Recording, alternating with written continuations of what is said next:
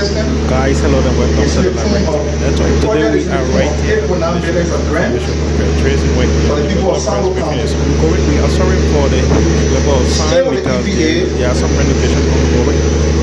The ministry is full of Environmental Day 2025.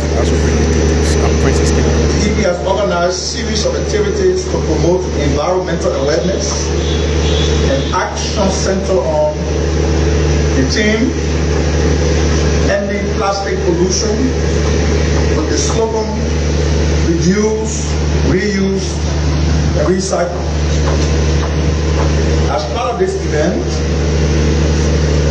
an animated environmental debate among universities will take place from 26th May to 29 at the main campus of the State-run University of Liberia. This is intended to allow students to explore their perspective on the pressing environmental challenges Liberia is confronted with.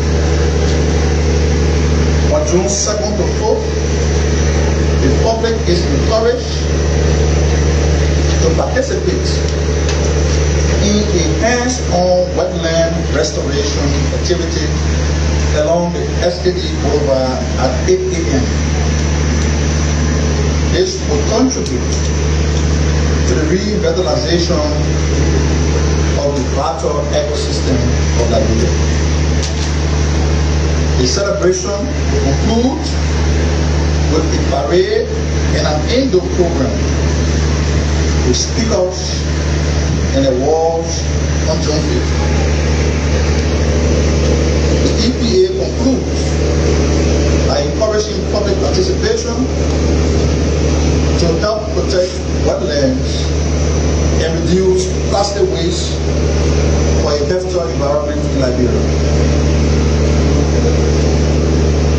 Just the day before yesterday, the civil service boss was here and he made some important revelation on the impact intervention the government has made as far as the salary top-ups is concerned in very critical sectors. So beyond that, the CSA on yesterday held the one-day workshop with human resource directors from the 105 spending entities of the government. The workshop is intended to reinforce the CSA oversight of the public sector HR management.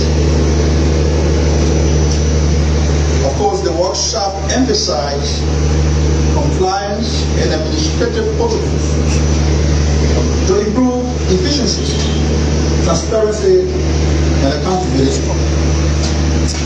Key directives given for the workshop include mandatory monthly attendance reports for civil servants, strict adherence to lawful payroll and hiring procedures, proper handling of employees' transfer, and due process of giving employee in disciplinary action. During the event, the CSA boss stressed the importance of HR professionals to maintain integrity, working with legal boundaries, and avoiding undue influence, with the ultimate goal of strengthening the civil service for better service to the public.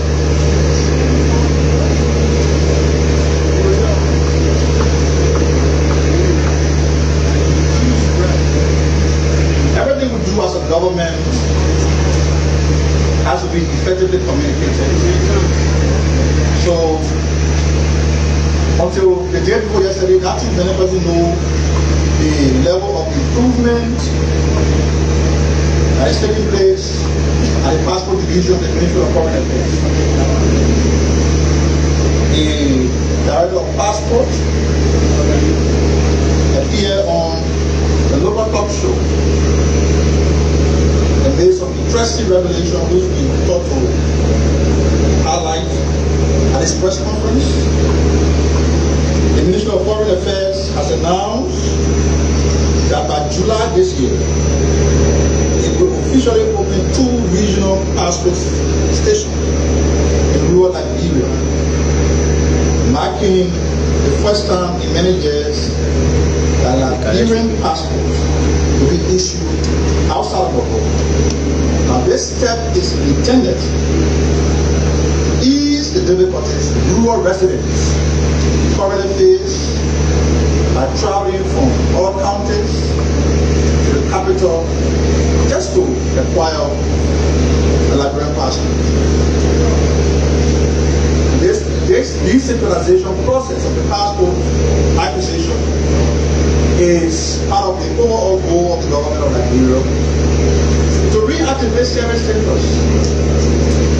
Now, during the era of the XY Salive administration, service centers were built across the country in regions. Those service centers were intended to take services to the doors of the public. Now, if, for example, you live in Bon County, you didn't have to come to Monrovia to acquire a driver's license or a birth certificate. You didn't have to come to from Basso to Monrovia to get birth certificate. You didn't have to travel from Lima, the southeast, to come to Monrovia. So these service centers were built with support from our international partners. What happened to them over the last 6 years is something I wouldn't want to reiterate here, because we all know that these things, when nose diving, total paralysis across the sector, and today as a government, we have that challenge to reactivate these sectors. So yes, the Ministry of Internal Affairs, as you already know, is working, and some of these services have been reactivated and set into motion. So the passport division from the Ministry of Foreign Affairs is now announcing that we will build regional hubs where passport services will be offered to Liberians.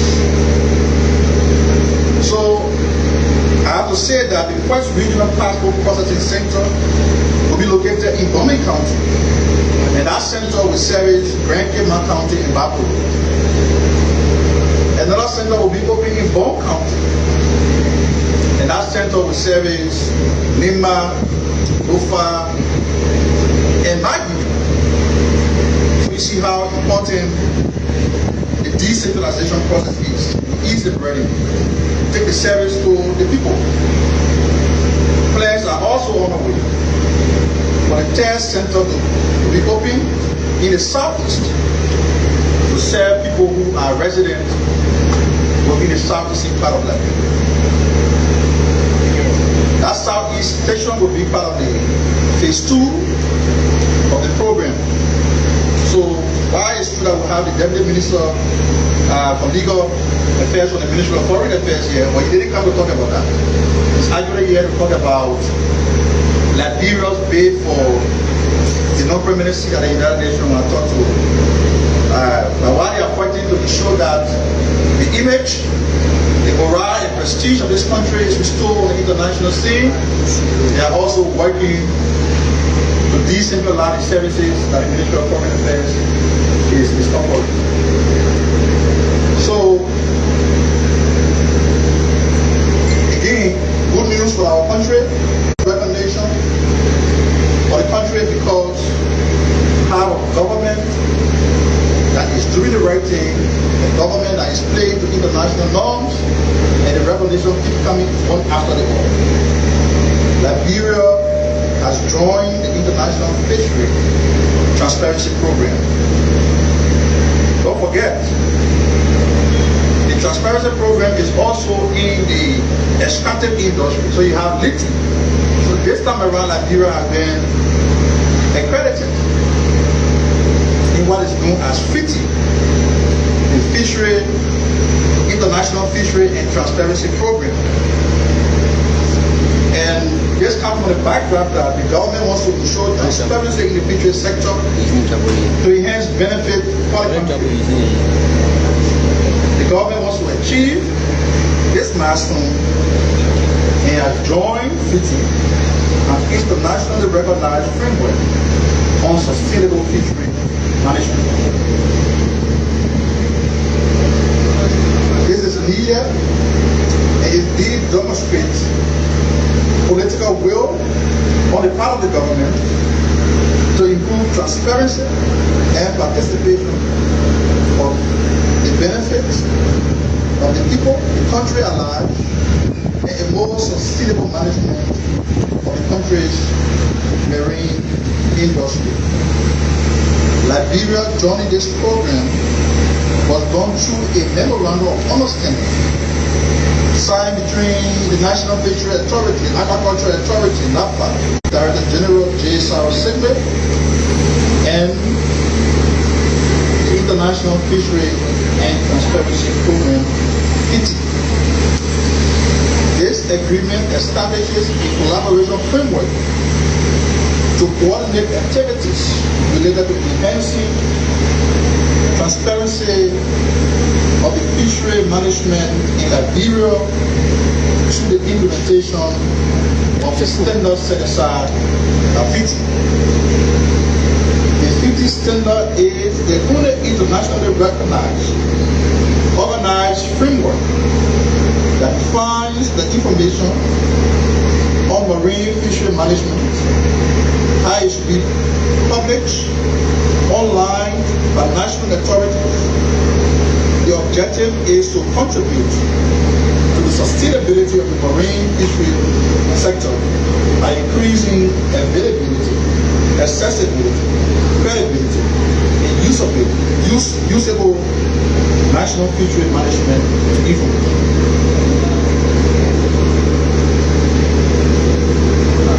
The government of Liberia, through the Ministry of Posts and Telecommunication, in collaboration with C-Square Africa and other partners, has officially launched the community Wi-Fi services in Long and Lima counties. This initiative marks a significant step forward towards enhancing digital inclusion. The event is on the theme Gender Equality in Digital Transformation. The Ministry of Posts and Telecommunications said, together with private sector partners, the government is taking concrete steps to bridge the gender-digital divide and empower more Liberians, especially women and youth, through connectivity. With new low-cost Wi-Fi access at health centers, schools, and community spaces, the government is actively working to enhance digital literacy and economic participation in underserved communities.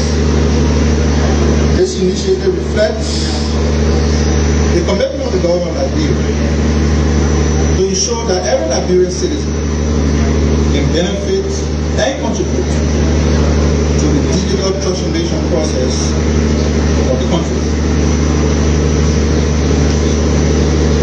Just lastly, before we take Councilor Hammer, the nation woke up to the news yesterday of the death of former First Lady Nancy Bido. So as a government,